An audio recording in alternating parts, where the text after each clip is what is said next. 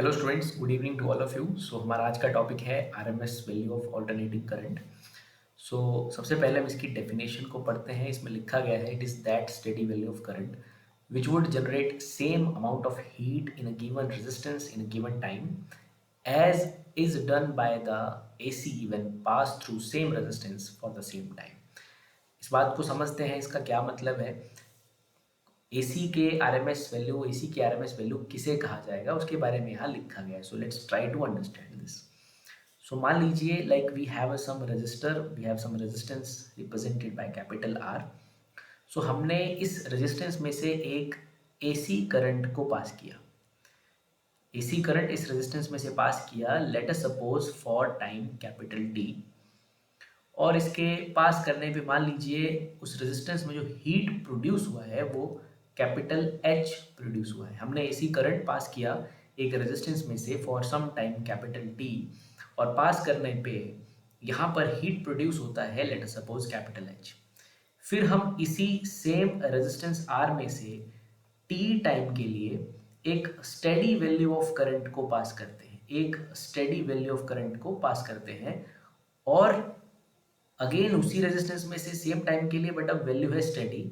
अगर इसके पास करने पे भी यहाँ पर हीट अगर प्रोड्यूस एच होता है, देन इस स्टेडी वैल्यू को इस एसी का आरएमएस वैल्यू कहा जाएगा। देन दिस स्टेडी वैल्यू, जो भी उस स्टेडी करंट की वैल्यू रही होगी, वो उस एसी की आरएमएस वैल्यू कहलाई जाएगी। सो ये यहाँ पर इस डेफिनेशन में कहा गया है और लिखा गया है।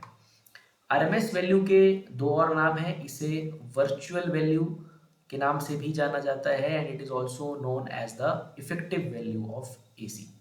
इसे इफेक्टिव वैल्यू ऑफ एसी भी कहा जाता है। सो दोनों जो है वर्चुअल और इफेक्टिव इसी के नाम है। So now let's try to derive the relationship. हम आज इस RMS value of alternating current के लिए अब एक्सप्रेशन निकालेंगे। ये इसका मतलब है, मतलब जब ये कंडीशंस फुलफिल हो जाएंगी तो, और जो स्टेडी करंट इस कंडीशन को फुलफिल करेगा वही उस एसी का आरएमएस वैल्यू कहलाया जाएगा। सो इन्हीं कंडीशंस के बेसिस पे हम एक्सप्रेशन को डिराइव करेंगे। So let us suppose, as we all know that कि जो अल्टरनेटिंग करंट है उसे हम कुछ इस तरह से रिप्रेजेंट करते हैं, that I is equal to I naught sine omega T.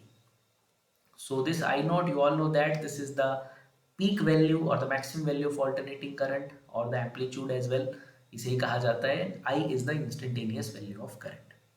So let us suppose at some time like this is the current there of this form, I is equal to I naught sin omega t. Okay, and मान लीजिए यह current, let this current flow through some resistance. Let this current flow through some resistance.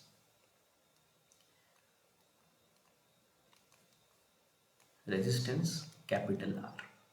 सो हम Joule's law of heating के accordingly जानते हैं कि when current flows through circuit there is a heat production and that is H is equal to I square R T. Joule's law of heating से हम जानते हैं। सो let us suppose हमने मान लिया कि यहाँ पर करंट इस फॉर्म का है और ये करंट किसी रेजिस्टेंस आर में से पास करता है। Okay, so in very small time D T, let us suppose हम टाइम इंटरवल बहुत ही छोटा सा लेते हैं। Let in very small time dt, बहुत ही स्मॉल टाइम dt के लिए मान लीजिए कि करंट वहां पर है कैपिटल आई, एंड उस करंट के फ्लो करने से वहां पर कुछ हीट प्रोड्यूस हुआ होगा in that very small time dt। So heat produced in that resistance, okay, for small time dt is heat produced for small time, या बेसिकली हम कहेंगे heat produced in small time dt is, Joule's law of heating के according हम इसे लिख सकते हैं dh, because we are taking a very small time interval dt, so heat produced is also taken as small heat produced there. So या जो भी amount of heat produce हुई होगी उस टाइम में, so it is dh is equal to I square R is the resistance and time is dt. So let us suppose that हमने वहाँ पर माना कि बहुत ही small time dt में, छोटे से टाइम dt में जो हीट वहाँ पर प्रोड्यूस हुई है, it is equal to dh is equal to I square R dt, and we just denote this as equation number 1 है। लेकिन असल में हमें जो हीट निकालनी है वो एक पूरी टोटल हीट निकालनी है, so we take some time there. So यहाँ पर हम जो टाइम लेंगे वो हम फुल साइकिल का टाइम ले लेंगे। So in complete cycle of AC, in complete AC cycle, जिसे कि हम डिनोट करते हैं कैपिटल टी टाइम से, the heat produced is, the heat produced is, it can be obtained by integrating that equation 1। तो उसमें हम ऑब्टेन कर लेंगे इक्वेशन 1 का इंटीग्रेशन करने पे। So it is integration D H is equal to I square R D T. हम basically निकालने जा रहे हैं आरएमएस करंट के लिए एक्सप्रेशन। सो वो उस तरह का करंट होता है जो किसी रेजिस्टेंस में जाने पे कुछ हीट प्रोड्यूस करता है जितनी एक एसी प्रोड्यूस करता है। सो हमने कहा कि हमारे पास एक एसी है इस फॉर्म में, I is equal to I naught sine omega T, and in a very small time dt, the heat produced in that resistance is basically dH is equal to I square R dt. It is from Joule's law of heating. So R वहाँ पर उस resistor की या उस resistance की value है। So integration हमने किया, यहाँ पर हमें निकालना है what is the total heat produced in one full cycle of AC. So it is obtained by integrating within proper limits. So dH का इंटीग्रेशन हमें देगा total heat produced there in that time capital T, और यहाँ पर रहेगा 0 से capital T, limits are 0 to capital T, and it is I square R D T. अब हमारे पास I के लिए एक्सप्रेशन है, हम वहाँ से इक्वेशन 1 से एक्सप्रेशन लेंगे और हीट के लिए एक्सप्रेशन निकाल लेंगे यहाँ पर। सो I की जगह आ जाएगा students, it is I naught sine omega T and it is R D T, and यहाँ पर था I square, so it is written as, हमने आई की जगह लिखा I naught sine omega T का square R D T, and it is from 0 to capital T. So अगले steps हम इस तरह से करते जाएंगे। यहाँ पर हम आई नॉट स्क्वेयर और आर को बाहर लिख लेंगे और अंदर हमारे पास बचेगा sine omega T D T, and it is from 0 to capital T. हम यहाँ पर कुछ ट्रिग्नोमेट्री की आइडेंटिटीज़ का इस्तेमाल करेंगे और अपने एक्सप्रेशन को सॉल्व करेंगे। We can use identity that is like it is sine square omega T, क्योंकि यहाँ पर स्क्वेयर था, so it is written as sine square omega T. I naught square हमने बाहर लिख लिया है, आर बाहर आ गया है, it is sine square omega T. So sine square omega T की जो आइडेंटिटी है हम उसका इस्तेमाल करेंगे यहाँ पर, and sign square omega T basically होता है 1 minus cos 2 omega T divided by 2। सो इस तरह से हमने यहाँ पर आइडेंटिटी का इस्तेमाल किया है, साइन स्क्वायर थीटा की आइडेंटिटी का इस्तेमाल किया है, that is 1 minus cos 2 theta upon 2, and limits are again here from 0 to capital T. अभी हमने इंटीग्रेशन नहीं किया है, हमने साइन को कन्वर्ट किया है, साइन स्क्वायर ओमेगा टी को चेंज किया है कुछ इस तरह की फॉर्म में, एंड इसके बाद हम यहाँ पर इंटीग्रेशन करेंगे। So it is I naught square capital are, and it is, हम इस इंटीग्रेशन को खोल देंगे यहाँ पर, और 2 को हम बाहर लिख सकते हैं, 2 बाहर आ जाएगा, and it is from 0 to capital T, 1 into D T is written as D T there, and minus 0 to capital T cos 2 omega T D T.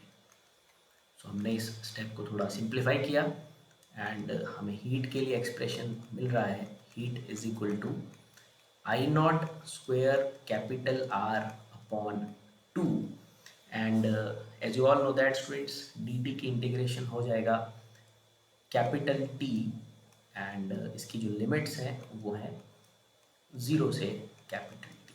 Okay, तो इस तरह से हम इसको लिख लेंगे। अभी यहाँ पर ये पूरे के बाहर है आई नॉट स्क्वेयर आर अपॉन 2, और डी टी की integration capital T, lower limit is 0, upper limit is capital T. और अगेन हम यहाँ पर फिर से इंटीग्रेशन करेंगे, यहाँ पर हम इंटीग्रेशन करेंगे cos 2 omega T, and here integrate करने पे हमें मिलता है इसकी integration sine 2 omega T divided by 2 omega, and limits are from 0 to capital T.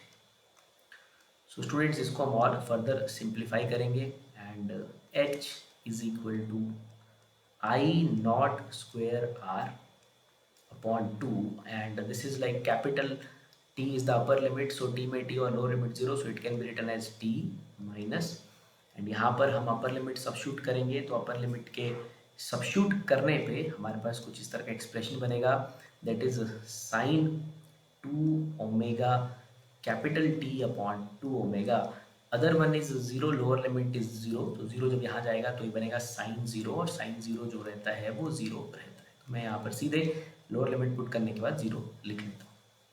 लेकिन यहाँ पर कुछ और जो आइडेंटिटीज़ हैं वो भी इस्तेमाल होंगी, और हम इस फॉर्मूले को थोड़ा सा सिंप्लीफाई कर लेंगे।